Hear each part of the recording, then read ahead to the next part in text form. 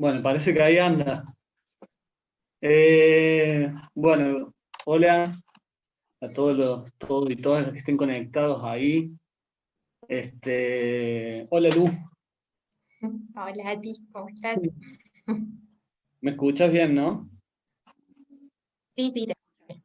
Bueno, este, mm, bueno, antes que nada, muchísimas gracias a ASA por la invitación, a los compañeros, las compañeras que están trabajando para que este ciclo de charlas exista, a Mewi, a Nico, a Tiki, que nos convocaron, a mí y a Lu.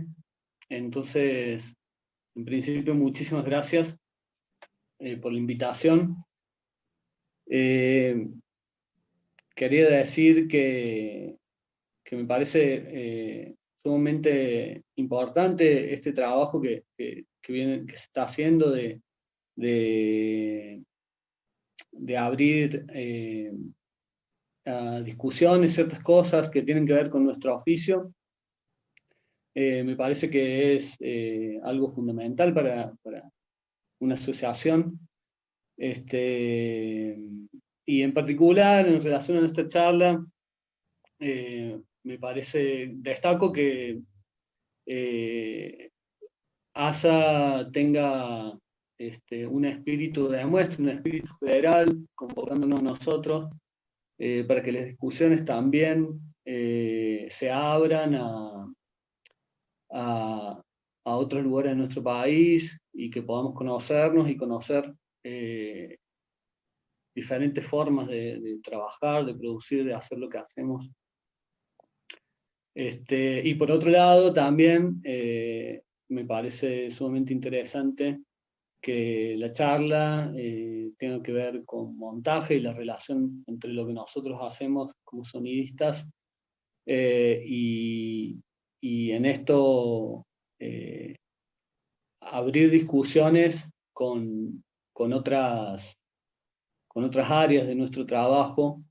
Eso me parece algo, algo también vital para nuestro oficio y para el funcionamiento de una asociación, ¿no? Bueno, así que antes que nada, miles de gracias por la invitación y por estos espacios. Eh, bueno, y acá estamos con Lu. Lu, ¿querés presentarte vos? Dale, sí, sí. Bueno, primero que nada agradecer también mucho para mí, bueno, yo no formo parte de ASA, formo parte de EDA, que es la Asociación Argentina de Editores Audiovisuales, editores y editoras. Y bueno, un poco para mí es muy hermosa la invitación de poder estar conversando sobre sonido con colegas y en este diálogo que, bueno, que ya como decíamos con Ati, las dos asociaciones de alguna manera se han ocupado un poco como de proponer desde hace bastante tiempo, se han hecho charlas sobre workflow, bueno, sobre cómo poder trabajar mejor entre montaje y sonido, y esto es algo que evidentemente se ha llevado adelante, no es la primera vez. Quizá a nosotros hoy nos interesa también poder dialogar sobre una cuestión que tiene más que ver con el diálogo creativo, digamos, y con esto que podemos llamar diseño sonoro o trabajo conjunto en la etapa de diseño sonoro de una película. Eh, bueno, como para presentarnos así con Ati, bueno, somos dos personas que trabajamos y que hemos construido nuestros oficios en Córdoba, vivimos en Córdoba de hecho, y bueno, hemos tenido la suerte de compartir varios proyectos a lo largo de estos años, que son muchos. Eh, Tenemos la suerte de haber empezado a trabajar en un momento eh, donde digamos el cine de Córdoba estaba como emergiendo o estaba empezando a convertirse en la pequeña industria que es hoy, y eso nos hizo poder intercambiar, bueno, muchas formas de pensar nuestro trabajo y también y ver de cerca, digamos, esta necesidad de establecer este tipo de diálogos, como justamente el que vamos a tener hoy, y de pensar y de preguntarnos con mucha frecuencia cómo se puede establecer, digamos, un diálogo conjunto entre el área de sonido y el área de montaje para dejar de pensarlos como dos cosas separadas, sino como para ir acercando o de alguna manera integrando lo que cada rol tiene para dar a la película, digamos, ¿no? Un poco eso. Sí, totalmente. Sí, esto que decía al principio, también yo la entiendo a esta charla como una continuación de un trabajo que se viene haciendo entre asociaciones, entre ASA, entre EDA, creo, desde el inicio de que ASA existiera, se viene haciendo un trabajo en conjunto, tratando de plantear diferentes cuestiones, ¿no? Metodológicas, de ciertas prácticas, de flujo de trabajo, etcétera. Pero entiendo esta charla también un poco como eso, como una continuación y como una posibilidad de discutir otras cosas que tienen más que ver con un proceso creativo, un proceso de construcción de una película, que son tan necesarios que hablemos. Y como para arrancar, yo quería hacerte una pregunta. Nada, quería saber, o que nos cuentes, desde cuándo te dedicas específicamente al montaje y, y un poco, si nos podés contar cómo cambió tu relación en relación al sonido, tu forma de encarar, de trabajar, de abordar el sonido. Lindo, bueno, sí. Yo me dedico al montaje hace unos 10 años aproximadamente. Empecé trabajando con las series de TDA, que creo que para muchas personas que vivimos en las provincias fueron nuestra gran escuela finalmente, porque, bueno, por ahí vos, Ati, ya venías trabajando de antes, pero muchas de las que estamos en esta generación, digamos, nueva, de personas que pudimos desarrollar nuestras carreras y nuestros oficios estando en Córdoba y sin irnos a Buenos Aires, de alguna manera nos dieron como las herramientas para poder aprender desde el hacer también, ¿no? O sea, de poder irnos encontrando con lo que significaba montar, bueno, ya editando. Bueno, y en eso yo sí los primeros años de mi trabajo, bueno, digamos, como tampoco nadie me enseñó mucho, ni siquiera las primeras herramientas de montaje, yo fui un poco como reflexionando sobre el trabajo. Y al comienzo sí, mi relación con el sonido era una relación bastante más, digamos, como que lo pensaba en un sentido funcional, digamos, a la imagen, ¿no? Como lo pensaba como un complemento y como, bueno, como un desprendimiento, digamos, naturalista de que escuchamos lo que vemos en imagen. Y bueno, y después, digamos, muy de a poco y de la mano también de poder intercambiar justamente proyectos con Ati, con Fede Di Sandro, que es otro socio de ASA, fui entendiendo, pero ya con los años, digamos, bueno, de que en realidad el sonido era como una parte constitutiva más de la película. O sea, si uno tenía que pensar en los materiales con los que trabajamos, yo siempre digo que en el montaje trabajamos con imágenes, con sonidos y con tiempo. Y en ese sentido el sonido, digamos, tiene un valor en sí mismo, no es un elemento supeditado a la imagen. Entonces, quizá en un cine un poco, digamos, muy realista, muy naturalista, se podría pensar que sí, pero a mí lo que me fue interesando cada vez más es justamente los desplazamientos y como poder pensar el sonido en un sentido expresivo en sí mismo, digamos, no solo narrativo, sino también como climático y como este pensamiento de todo lo que nos puede aportar, digamos, a la construcción de la historia y del universo de la película, pero también al fenómeno perceptivo en sí mismo, digamos, ¿no? A esto del sonido como un creador de inmersión en la película, esto que siempre habla Lucrecia Martel, o sea, cómo el sonido puede ser un elemento verdaderamente inmersivo dentro del lenguaje del cine. Entonces, bueno, esto que suena así como algo tan enorme, creo que existen muchas herramientas que tenemos a mano para poder ir aproximándonos a esas ideas desde nuestro trabajo cotidiano en la isla de montaje y bueno, obviamente después eso se hace en sonido finalmente, ¿no? Pero justamente de lo que queríamos hablar hoy con el ATI es de cómo esto puede ser un pensamiento que se inicia antes de la postproducción sonora. Y para eso, una de las cosas que queríamos conversar era sobre un proyecto que compartimos los dos, que se llama El Árbol Negro, que es una película que se estrenó hace 2 años, perdón, en Mar del Plata, y que dirigieron Máximo Chiambella y Damián Coluccio. Y bueno, y esta película fue para nosotros realmente una experiencia hermosa porque pudimos como intercambiar un verdadero trabajo compartido. No sé si vos a ti querés empezar a contar eso. Sí, eh, sí, yo también siento que esta peli, El Árbol Negro, fue eh, como produjo un cambio en mi forma de vincularme eh, a los procesos de postproducción. Eh, Particularmente, esta peli a mí me llegó, yo no participé del rodaje, digamos, yo participé de la película como productor.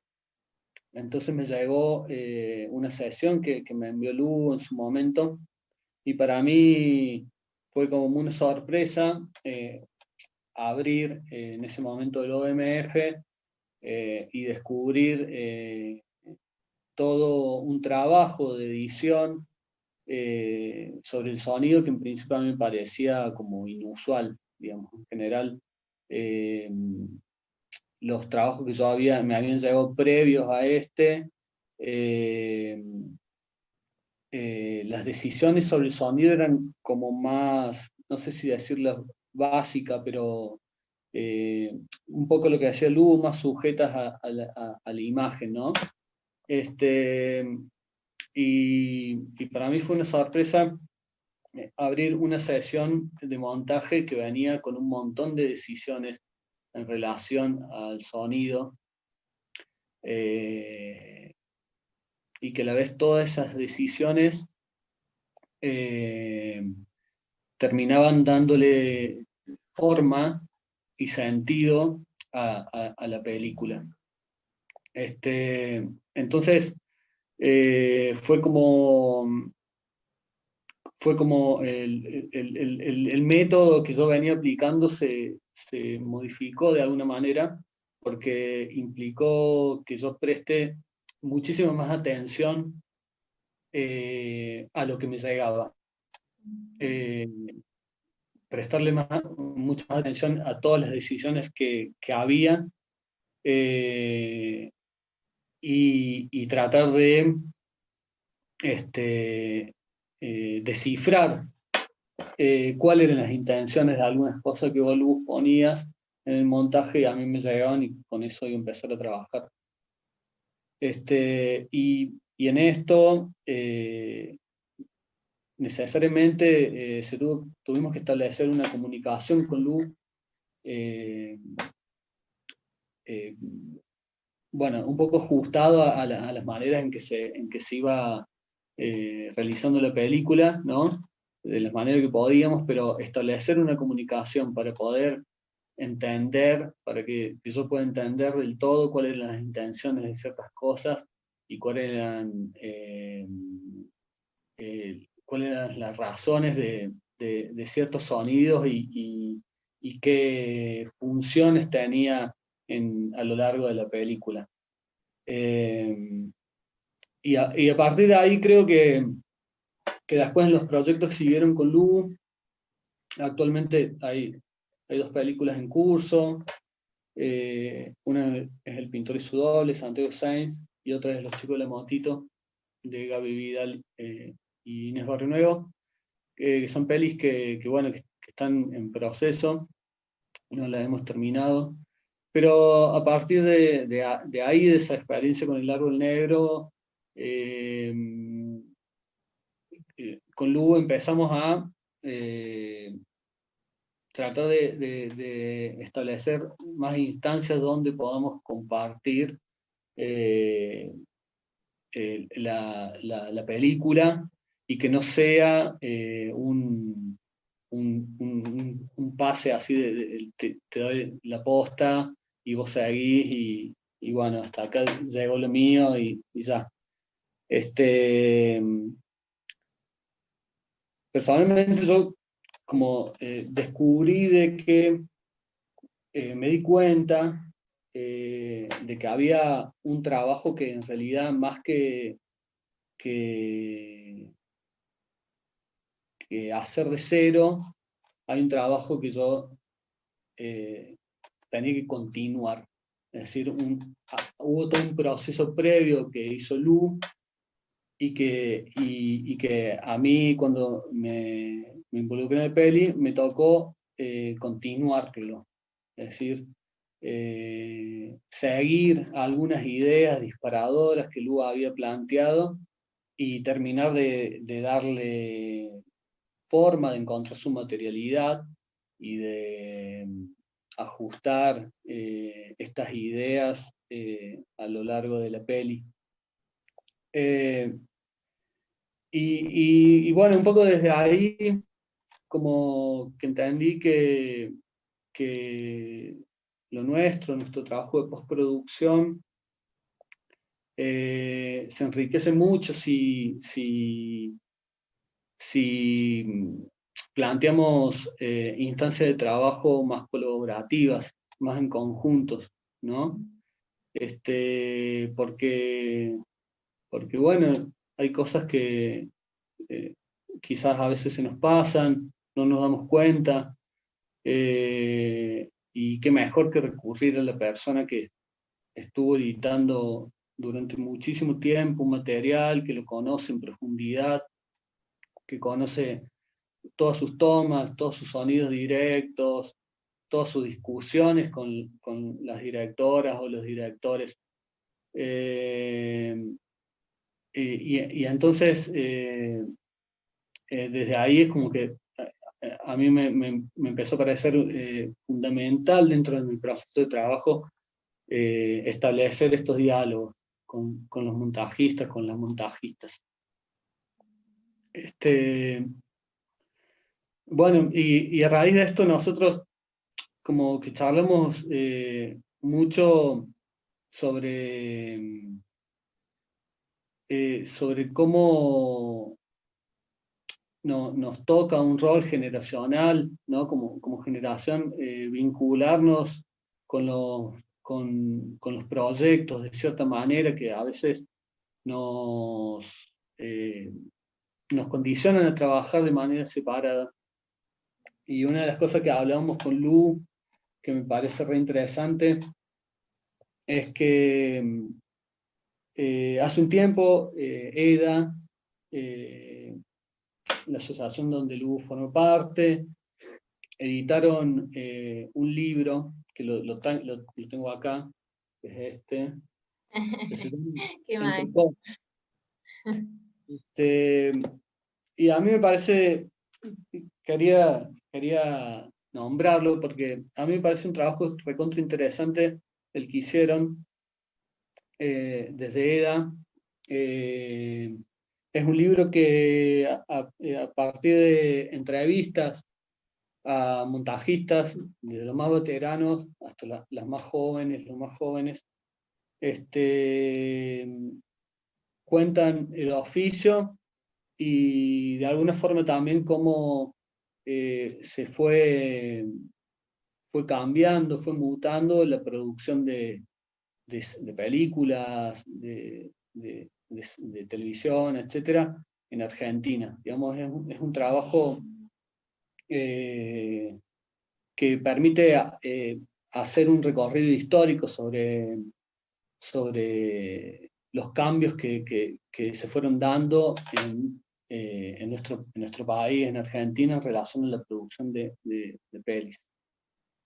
Y a mí me pareció alucinante descubrir algo bueno, uno lo sabe porque se lo han contado, digo, eh, o lo ha leído, pero a mí me pareció alucinante descubrir eh, eh, a través de algunas preguntas que se le hacen sobre todo a las personas con más trayectoria, eh, que en otras épocas cuando las películas se editaban en moviolas y eran rollos eh, y era material tangible, ¿no? Uno lo podía agarrar, cortar, manipularlo.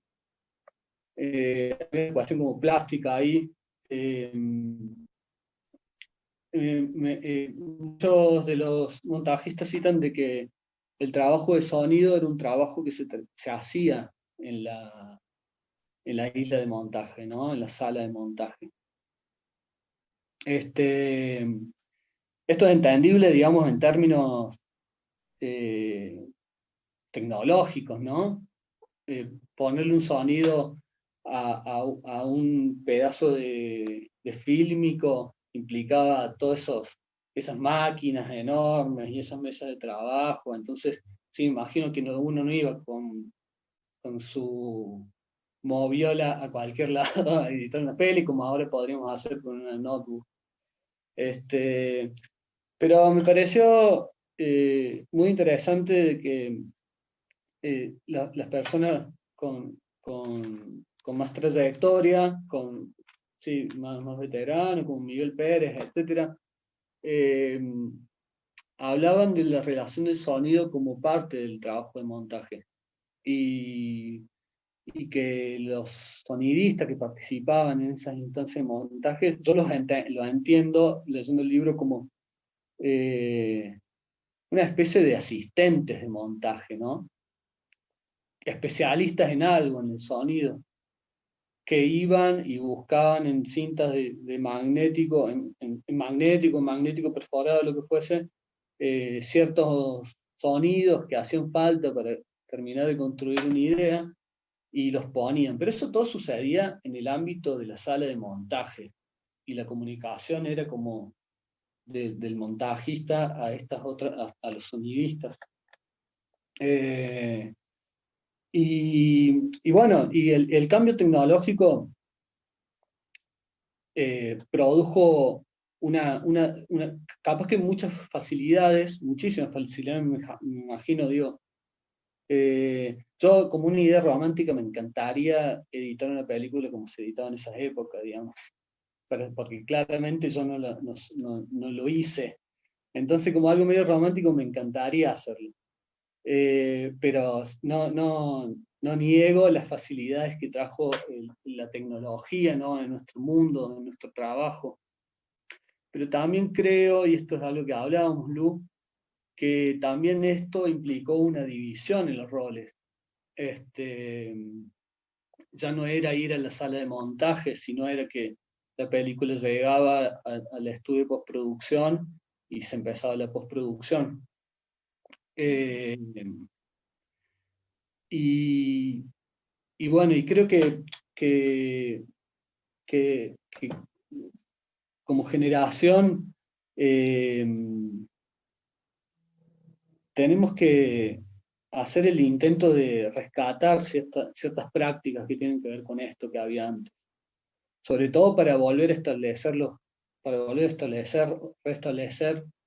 los diálogos con nuestros colegas montajistas y así poder hacer mejores películas y eh, aprender más cosas de nuestro oficio. Eh,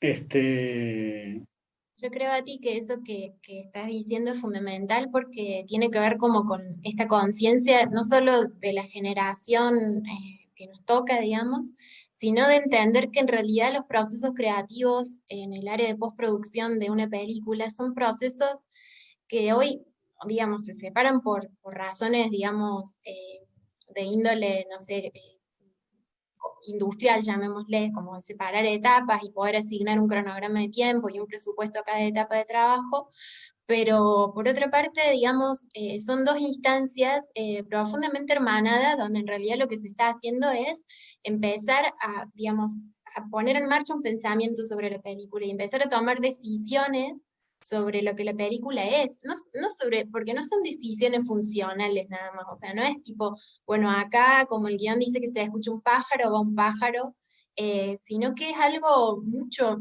muchísimo más profundo y muchísimo más, eh, digamos, es realmente importante, es realmente relevante, digamos, no es un proceso técnico, es un proceso de pensamiento del film, digamos. Y en eso me parece que bueno, que estamos como muy acostumbrados a pensar a pensar las etapas de manera sucesiva, aislada y inconexa. De hecho, muchas veces sucede que uno se encuentra editando una película donde aún no se sabe quién hace la postproducción de sonido, como si eso no fuera importante definirlo, porque total ahora se está haciendo el montaje, digamos, como si fueran dos cosas distintas. Y en realidad justamente lo que trae la posibilidad de que sí esté definida esa persona, de que sí existe el diálogo, de que sí, por ejemplo, la persona que va a postproducir el sonido pueda mirar mis cortes antes de que los cerremos, antes de encontrarse con el corte final en su sesión y en su estudio, que pueda mirar ese corte, que pueda opinar, que pueda decir, che, mira, me parece que este plano, si queremos desarrollar esta idea, debería durar más, debería durar menos. Y lo mismo, y encontrar lo que hablábamos con Nati, es que el gran trabajo, digamos, sería como poder encontrar cuáles son las instancias de intercambio que podemos compartir en términos de esta comunicación, pero como yendo muy a lo concreto, porque después hay cosas más cotidianas, de que, por ejemplo, yo esté trabajando una escena particular donde necesito un sonido de referencia que se lo puedo pedir o lo que sea, pero después hay como una cosa súper precisa que es compartir estos visionados antes de los cambios de etapa de la película. Entonces, que se haga un corte final con la persona del sonido habiéndolo visto antes. Después que, por ejemplo, ahora estamos con Ati por hacer algo con esta peli de las motitos que él mencionaba, que es, bueno, intentar de que yo pueda escuchar todo lo que él hizo antes de que entre a mezcla. O sea, como poder generar unas instancias de diálogo precisas sobre el avance del trabajo de la otra persona, digamos. Entonces, esto posibilita un ida y vuelta de que entonces por ejemplo, la tía opine sobre la duración de un plano, o yo le diga, mira, a mí me parece que esta escena transmitía esta sensación y ahora eso se perdió, porque también se trabaja mucho en la isla en términos de lo rítmico con el sonido, digamos. Obviamente hay una cuestión que tiene que ver con lo narrativo, con el fuera de campo, con la sensación, con los climas y lo atmosférico, pero también hay una cuestión rítmica súper puntual, en esto de que hablábamos, de que bueno, el sonido define la sensación de duración también y la percepción del tiempo. Y entonces muchas veces pasa que sonoramente, por ejemplo, a mí me pasa que trabajo como con una intención sonora en la isla, de dar una cierta densidad o una idea de, no sé, de tristeza, de nostalgia, lo que sea, y eso, cuando va a sonido, se reemplaza, digamos, por otra idea, y entonces ahí yo siento que, por ejemplo, un punto que era estructuralmente importante en la película se transforma en otra cosa. Entonces a mí me gusta tener la posibilidad de opinar sobre eso y de decir, che, mira, y lo hemos hecho ahora hace poco con la peli El Pintor, mira, tía, a mí me parece que acá había un viento de tal forma que marcaba como un corte con respecto a la emoción de la escena anterior, y de eso se trata también el intercambio, porque si no es como decir, bueno, yo pienso, hago propuestas, trabajo con mi director o mi directora, acordamos un corte, nos gusta el corte, todo, y después de repente todas esas ideas que expresamos en el corte son reelaboradas desde cero por alguien, y la idea es que sean reelaboradas y que sean transformadas, pero que sean enriquecidas, no que sean reemplazadas, digamos.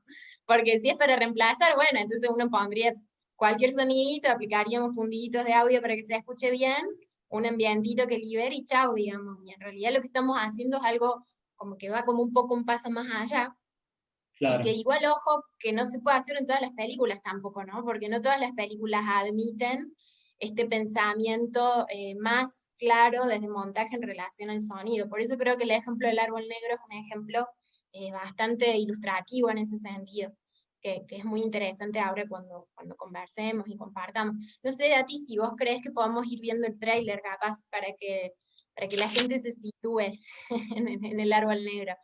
Sí, sí, O no, no pero sé.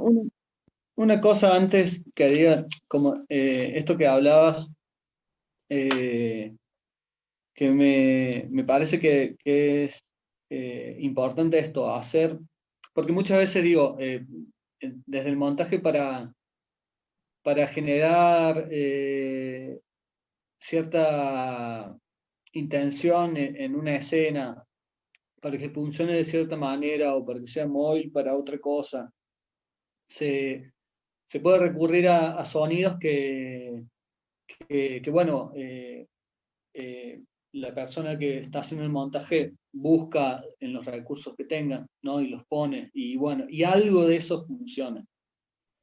Y entonces es muy importante esto que decíamos de interpretar esas intenciones de ese sonido, y no hacer una escucha solamente sobre el material sonoro, sino descifrar esas intenciones, digamos, ¿por qué estaba? Probablemente puede ser que el material sonoro final sea otro. Como en primera instancia, descubrir cuáles eran las intenciones de eso que sonaba, de eso que se había elegido, que se había puesto, y no simplemente descartar por, por cuestiones de cuestiones materiales, digamos, ¿no? Que se tiene mucho ruido, no sé, o, no. Que eso que vos estás diciendo son un poco las mismas preguntas que uno se haría, por ejemplo, al recibir un material para editar. Digo, bueno, ¿por qué se filmó este plano? ¿Por qué si este plano tiene todos estos problemas técnicos? ¿Por qué se filmó, digamos? O sea, no lo voy a descartar inmediatamente, me voy a hacer la pregunta. Y entonces eso mismo que vos estás diciendo a ti, creo que tiene que ver con esto, digo, como de respetar que previamente a nosotros hubo un pensamiento sobre algo de lo que la película quería ser o quería decir. Y entonces es como muy simple decir, bueno, en este plano no va a estar la cámara, chau, o agarrar el sonido y eliminar lo que estaba. Pero me parece que justamente bueno, digo, es más costoso hacerse la pregunta, pero termina siendo como más nutritivo. Y finalmente creo que tiene que ver eso que vos decís de interpretar. A mí me gusta pensar que nuestro diálogo, o sea, el diálogo entre montaje y entre sonido, es un diálogo que en realidad es un diálogo sin palabras, digamos, es como un diálogo que está hecho de líneas de tiempo y que está hecho de lo que yo puedo dejar ahí como signo, digamos, ¿no? Como yo dejo un signo de, a mí me parece que este sonido podría estar acá y te estoy dando ese mensaje, digamos. Ahora, justamente lo importante para mí es saber que voy a tener un interlocutor después, que esa persona que lo reciba precisamente se va a hacer la pregunta que vos estás diciendo, porque está lleno de mensajes la línea de tiempo, digamos. Yo podría sacar un OMF después y hacerte una descripción puntual, escena por escena, donde te dijera, acá usé esto, me parece que tiene que ser de tal manera, pero bueno, todo eso uno supone que está no solo en la línea de tiempo, sino en el director o la directora, que también acompaña el proceso, obviamente, porque no es mi película, entonces ahí creo que este diálogo de timelines está bueno porque es como muy concreto también, es sobre la materia concreta el diálogo. Totalmente. Y eso yo lo he notado, por ejemplo, mucho en personas que se están iniciando en el montaje, y personas apenas con un poquito más de experiencia. Inclusive por nuestra cercanía, digamos, esto que vos citabas un poquito antes en relación a que nosotros trabajamos desde Córdoba, digamos, es como nuestra base de operaciones. eh, eh, por la cercanía con colegas como vos, con otros, eh, a veces yo he podido notar esa evolución en el trabajo, esa profundidad en el trabajo entre un proyecto y el que sigue. Y eso es muy notable. Eh, eh, es muy notable cuando, digamos, uno puede ver en la línea del tiempo eh, cuando la persona que hizo el montaje tiene cierto recorrido. Digamos, como que lo notas en las decisiones que aparecen en la línea de tiempo.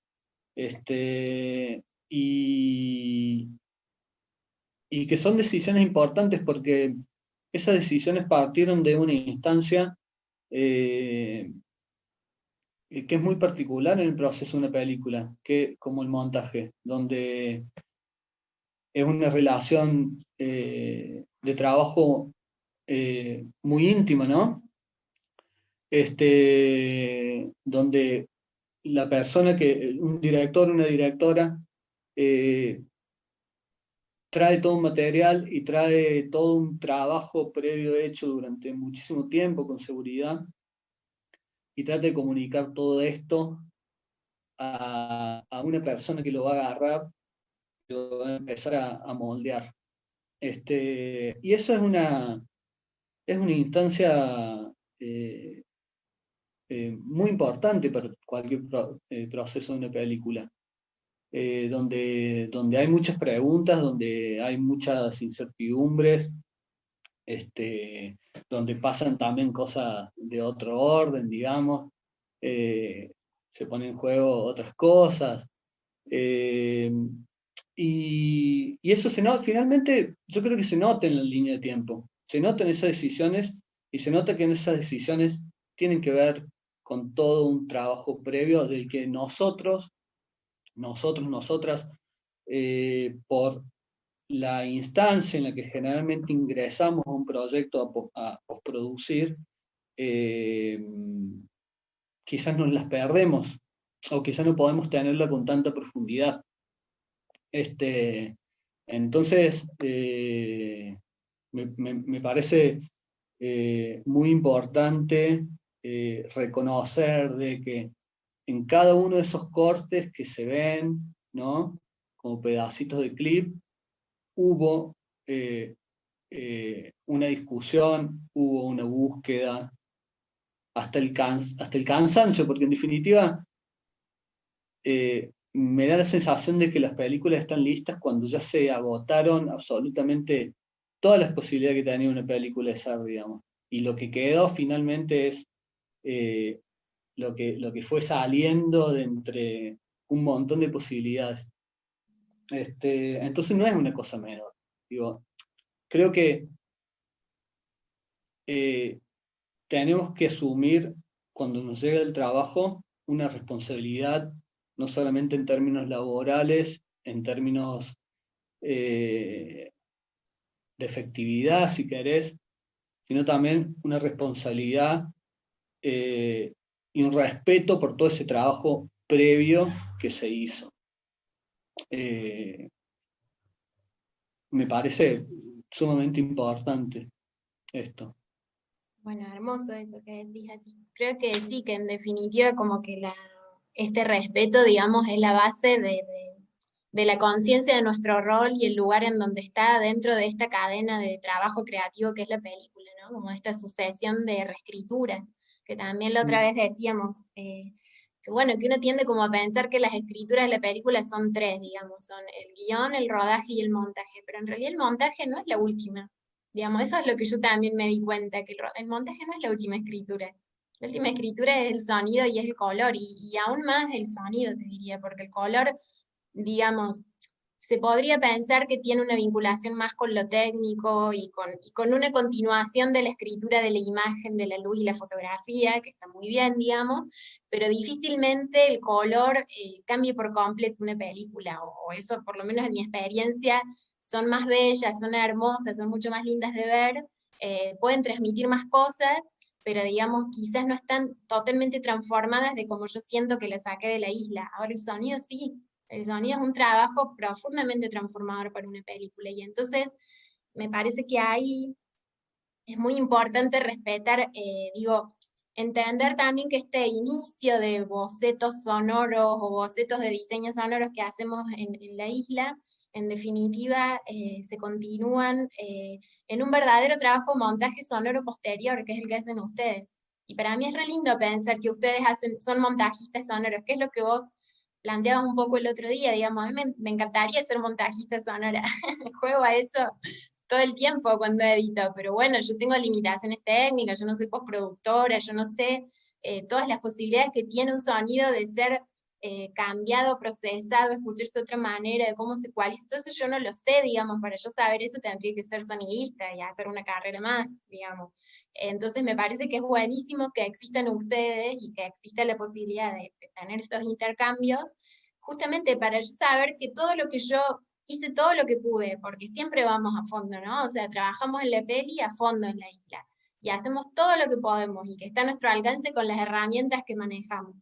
Pero después eso, si llega a manos de alguien que tiene ganas de, digamos, de volver a reescribir, de volver a transformar, de volver a enriquecer, de repente el crecimiento es como un crecimiento muy grande, digamos, es como un crecimiento sustancial, y yo creo que todas las películas merecen eso, digamos, que sería bueno pensar que las películas tengan esa posibilidad bueno, nada, de nutrirse de cada una de estas escrituras nuevas, y que en ese sentido nunca perder de vista que el sonido es la última finalmente. Está bueno. Podríamos modificar esto, que ya no sé quién le dijo, ¿no? De las escrituras, las 3 escrituras, y agregar una cuarta. Agregamos la cuarta, que es el sonido, y después agregamos la quinta, que es la persona que ve la película. Una película. Esa me la Claro, dijeron una vez también. sí, claro.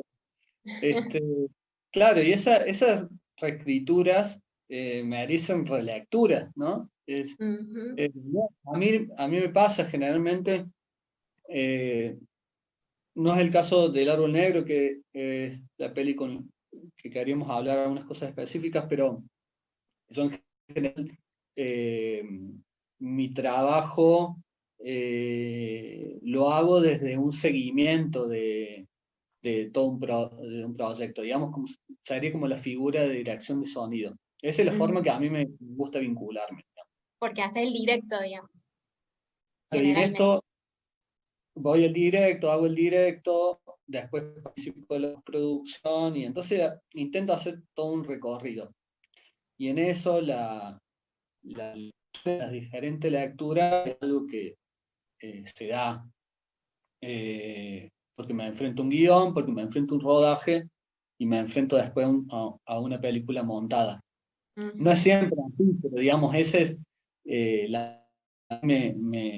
me gusta, me gustaría. No me defino solamente como postproductor ni como sonidista de directo, tampoco, digamos, si bien lo hago. Eh, por supuesto, también otros trabajos implican otras relaciones, pero en general ese es mi deseo, digamos, mi búsqueda. Y, y, y, y a mí me pasa algo parecido en relación a estas lecturas, porque hay algo que sucede en los guiones, ¿no? Esto me voy como al inicio de las películas, ponele, que también exige descifrar en la lectura de un guión, descifrar el, las intenciones o trata de descubrir y sacar a la luz o al sonido lo sonoro que tiene ese guión, ¿no? Y eso es un trabajo que hay que hacerlo, porque en general, a mí en general, las descripciones sonoras o las estructuras en las que se formatean los guiones no contemplan tantas descripciones acerca del sonido. Entonces es algo que hay que, hay que trabajarlo, hay que sacarlo y tratar de descifrar también cuáles son los elementos sonoros que aparecen de manera tácita en un guión. Y después, cuando la película está montada, vuelve a pasar lo mismo, realmente, como dijo esta persona, que yo no me acuerdo quién es, pero vuelve a haber una lectura sobre lo que había, y vuelve a estar este ejercicio de descifrar lo que decimos recién, las intenciones de los sonidos puestos en montaje, y tratar de descubrir cuáles son los sonidos que tenemos que sumar, que tenemos que agregar a la película. Entonces, ese proceso de relectura realmente existe. Realmente, sí, yo lo noto así. Eh, ¿Te parece a ti que veamos el tráiler? Así arrancamos con el árbol negro, ¿o no? Dale, sí, de A una. ver si ahí Mewi nos puede ayudar a transmitirlo. Supongo que sí.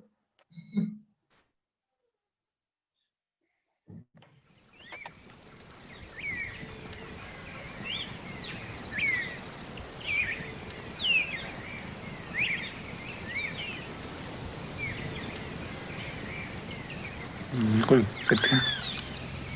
Jadi pokoknya cakatak nanggyak. Kontak nanggyak aja. Kayak kar koisik. Pokoknya itu.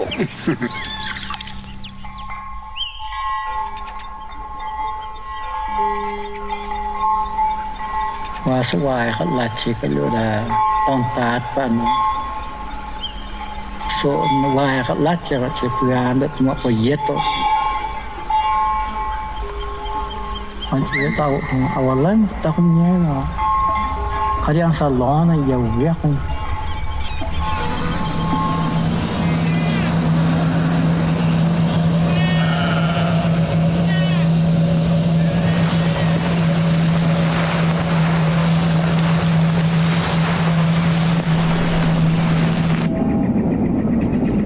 Yakha wajib sesuatu. Kalau na arcada bakti nak kau. Anjir tahu awalan tahunnya kadang salon ya udah kan. Mungkin kita so wah lah janji Thailand betul tu.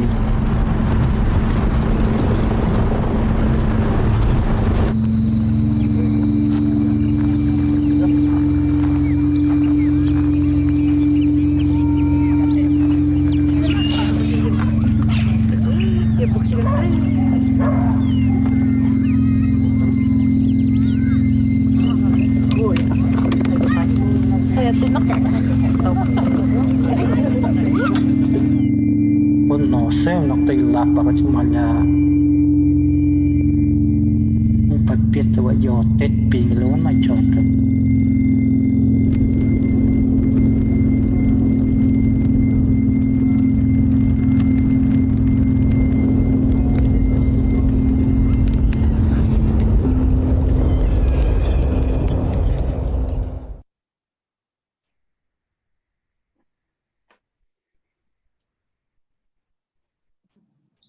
Bueno, muchas gracias.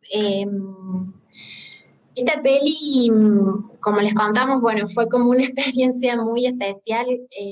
Básicamente, así como para contar un poco lo que pasó, es que había un material que era muy potente, muy hermoso en términos de imagen. La película tiene una fotografía increíble, realmente increíble. O sea, yo hoy estaba pensando que probablemente sea uno de los materiales más hermosos con los que me tocó trabajar.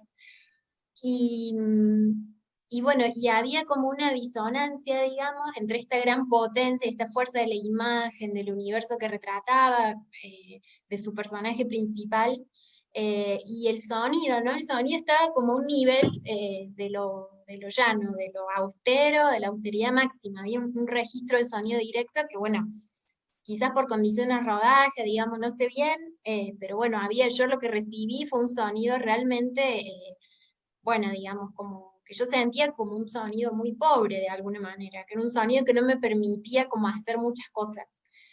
Entonces, la película a la vez es una película muy silenciosa o muy contemplativa, que trabaja, digamos, como con instancias de observación. Hay algunos diálogos, los diálogos están en el idioma originario Guam, que eso es muy bueno, digamos, porque también sonoramente es muy bello, pero digamos en sí no hay muchas grandes acciones, no hay, digamos, rítmicamente era como muy difícil construir algo. Entonces yo, bueno, también había como bastante desorden en términos de lo que se había filmado, hubo audios que se perdieron, digamos, audios directos de imágenes que nunca terminé de saber si existían o no, que bueno, que de esto hablamos un poco el otro día con Ati, de a veces la importancia de esa prolijidad del trabajo de campo del sonido, de planillar, de nombrar bien, porque en definitiva lo que termina pasando, y sobre todo en películas de bajo presupuesto, es que bueno, yo por ejemplo no pude tener asistente, hice la sincro yo misma, digamos, y en eso, bueno, hacía lo que podía, porque también tenía que editar, entonces era como que, bueno, buscaba el sonido, chequeaba en la planilla, pero si no estaba el sonido y no estaba en la planilla, el sonido para mí no estaba, digamos. Entonces un poco lo que pasó fue que frente a esa austeridad, llamémosle, sonora, yo tuve que pensar una solución, porque yo no podía trabajar así, o sea, yo no podía montar eso, digamos, no tenía elementos, no tenía recursos sonoros, como dice Atilia, para poder montar la película. realmente. Aún siendo que el personaje era potente, que las imágenes eran hermosas y todo lo demás.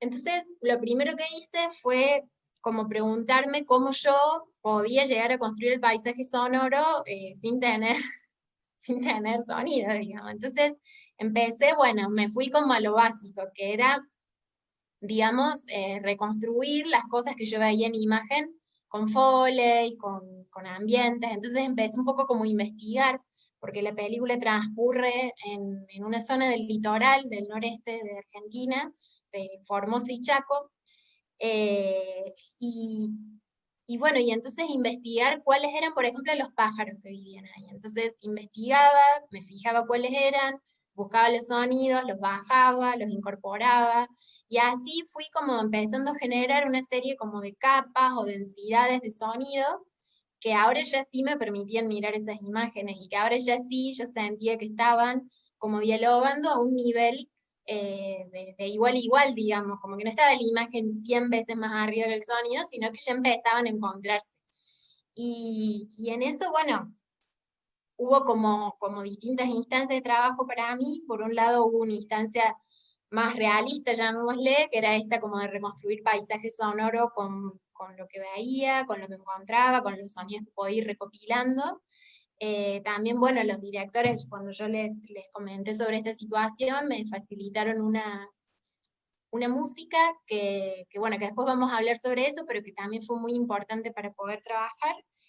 Y bueno, y por otra parte, después de este trabajo más naturalista, digamos, del sonido, vino una parte del sonido como un poco más conceptual, llamémosle, que tenía que ver como con ir insertando sonoramente en la película ciertas ideas simbólicas que tenían que ver con, por ejemplo, representar el árbol negro. Entonces, el árbol negro, que era digamos, este gran árbol del mito de la creación del mundo del pueblo Cuam, tenía que tener una entidad, digamos, porque en realidad su imagen real se iba a develar mucho más adelante. Entonces la entidad era que el árbol llamaba al personaje, y este llamado tenía que sonar de alguna manera, porque no era una voz el llamado. Entonces el llamado adquirió un sonido propio, que en ese momento yo, por ejemplo, usé como un sonido como de un cuerno que sonaba, que hacía como un sonido grave, así como bien expansivo, que después obviamente Atilio reescribió ese sonido, digamos, pero bueno, en ese sentido como que hubo distintas instancias. Y para cerrar esta parte, así ya le doy la palabra a ti, hubo también un trabajo de pensar cómo se podían incluir elementos que no existían en imagen en el sonido. Entonces, por ejemplo, como el mito del árbol negro habla sobre un mundo que ya no existe, digamos, un mundo que desapareció a causa de la inundación, del incendio primero, yo me preguntaba, bueno, ¿cuáles eran los seres que vivían en ese mundo antes de que desapareciera? Entonces pensaba en los animales extintos, y pensaba, por ejemplo, en el jaguar, en el aguaraguazú. Entonces todos esos sonidos también los fuimos incorporando, así como aparecía en un momento el yacaré, que es otro animal que está prácticamente extinguido en la zona, era decir, bueno, el aguaraguazú o el jaguar, digamos, que fueron como, no sé, como medio como reyes de esa tierra en su momento, cómo se podían incorporar, no para que yo lo escuchara y dijera, ah, eso es un jaguar, y claro, porque el jaguar, no para hacer todo ese recorrido de pensamiento, sino para conceptualmente incorporar una capa de sentido nueva. Que después lo que tiene interesante esto, que para mí es lo que tiene interesante, digamos, el sonido, es que puede, bueno, perdón, nos están avisando que tenemos que hacer una pausa porque se va a cortar la transmisión en vivo. Yo supongo que cortamos ahora y volvemos en un ratito. Creo que es así. Nos dicen que sí acá. Bueno, entonces hacemos una pausa chiquitita y ahí volvemos. Eso.